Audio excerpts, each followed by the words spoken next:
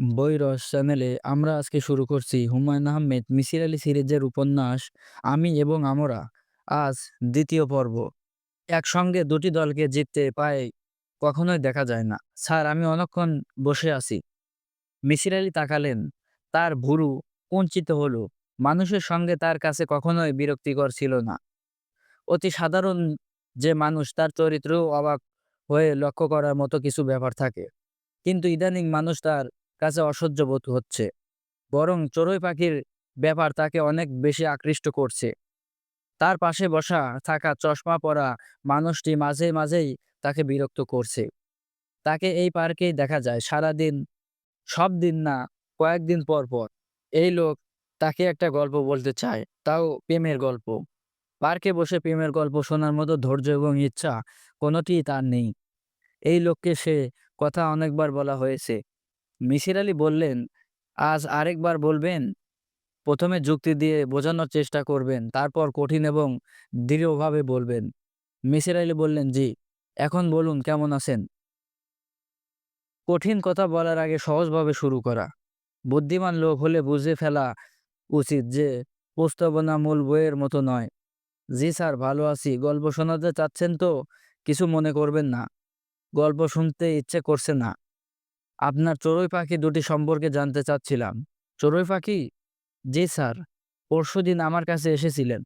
আপনি বলেছিলেন আপনি আমার কোনো কথা শুনতে পারবেন না। চড়ুই পাখি নিয়ে ব্যস্ত। পাখি দুটি কি ভালো আছে? হ্যাঁ, ভালো আছে। এখনো কি পুরুষ পাখিটা খাচ্ছে এবং মেয়ে পাখি দূরে বসে দেখছে? হ্যাঁ। স্যার, আমি ব্যাপারটা নিয়ে চিন্তা করেছি। আমার মনে হয় পাখি দুটোকে যদি আমার খাঁচায় আটকে ফেলতে পারি, তাহলে বোঝা যাবে ব্যাপারটা কি। খাঁচায় চাল দেওয়া থাকবে, ক্রমাগত ২৪ ঘন্টা মনিটর করা হবে। যদি দেখা যায় খাঁচার ভেতরে মেয়ে পাখিটা কিছু খাচ্ছে না, তখন বুঝতে হবে। মিসির আলী তাকে থামিয়ে দিতে বললেন, খাঁচায় এদের ঢোকার কি দরকার?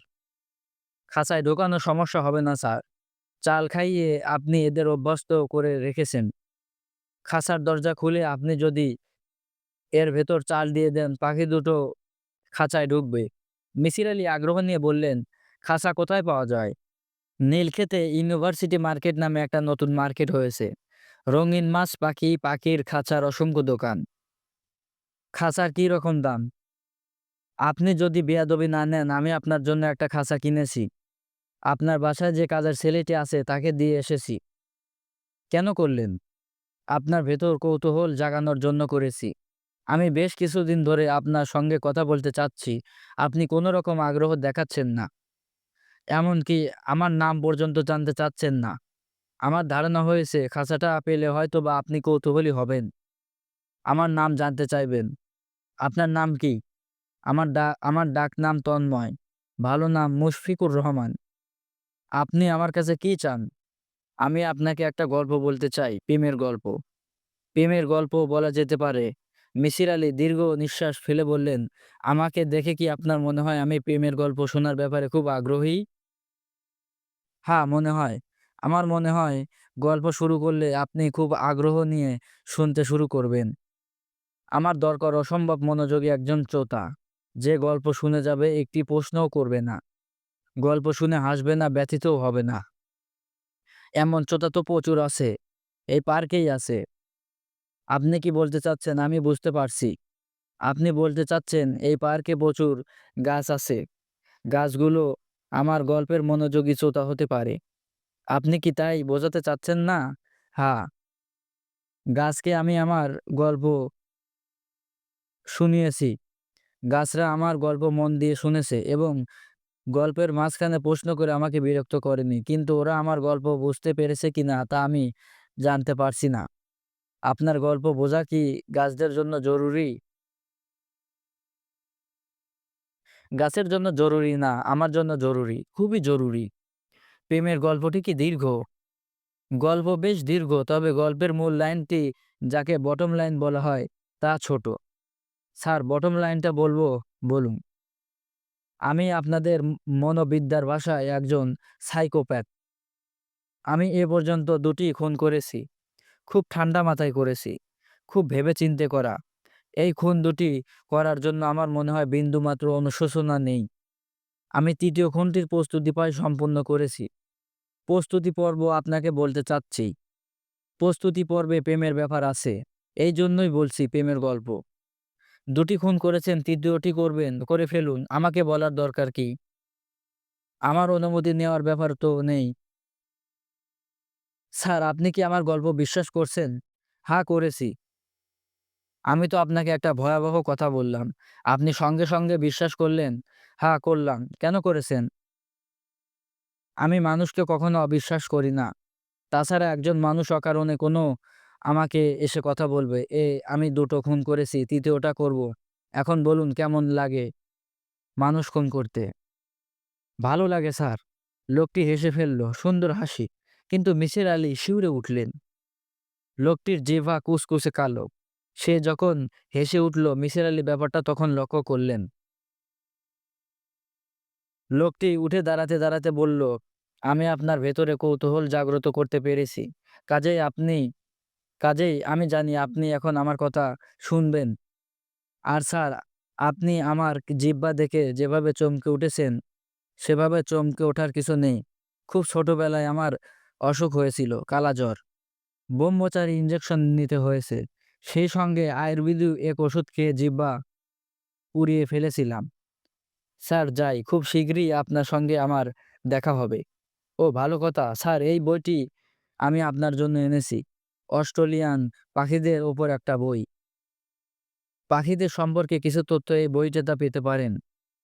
আপনার ভালো নাম কি? কি যেন বললেন? মুশফিকুর রহমান? জি।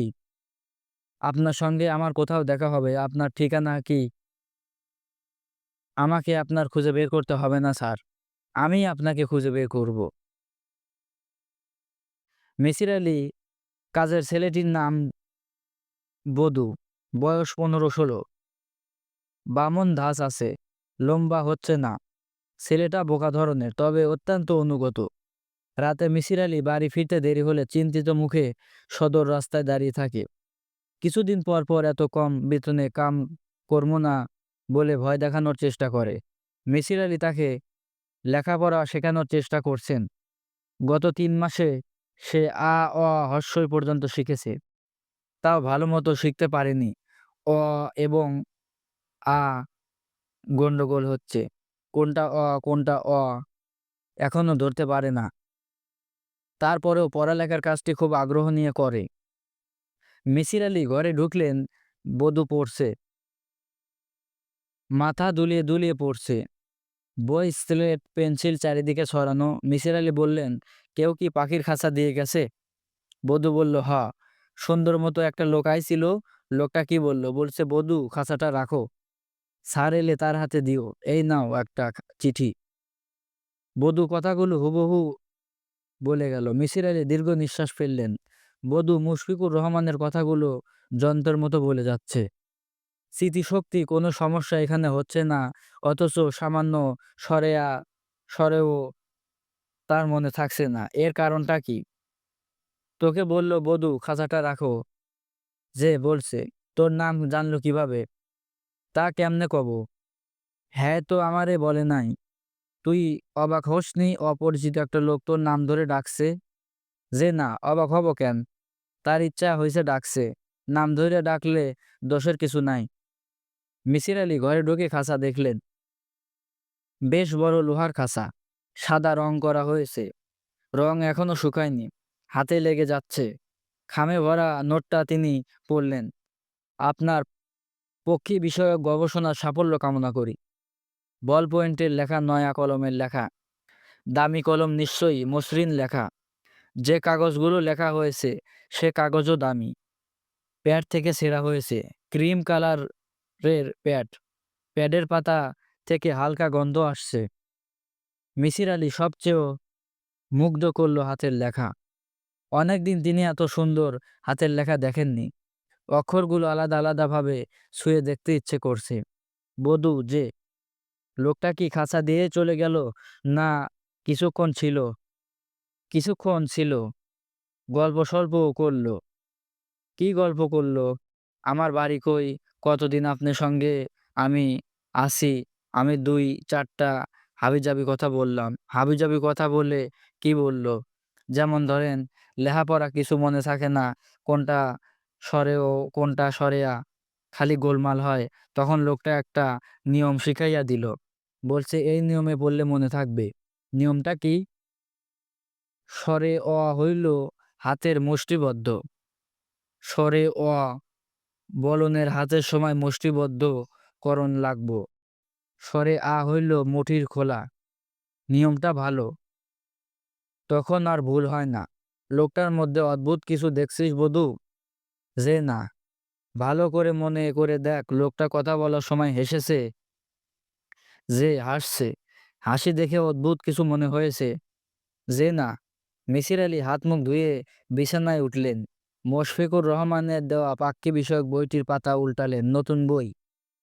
খুব সম্ভব আজ কেনা হয়েছে। বইয়ের দাম ৭৫ পাউন্ড। বইটির প্রথম পাতায় ঠিক আগের মতো লেখা, আপনার পক্ষী বিষয়ক গবেষণার সাফল্য কামনা করছি।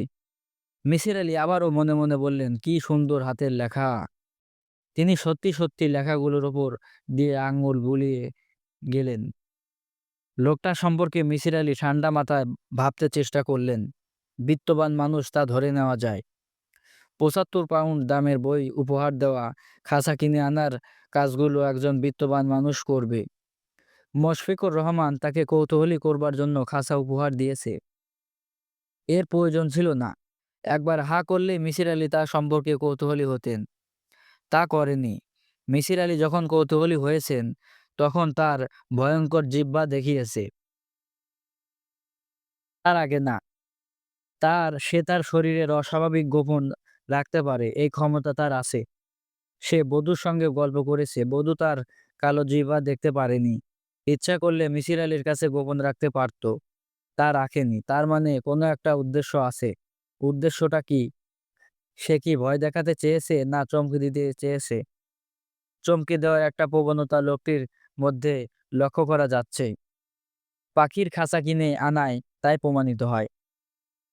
বধূকেও সে চমকে দিতে চেয়েছে, তার নাম ধরেই ডেকে। বা বধূর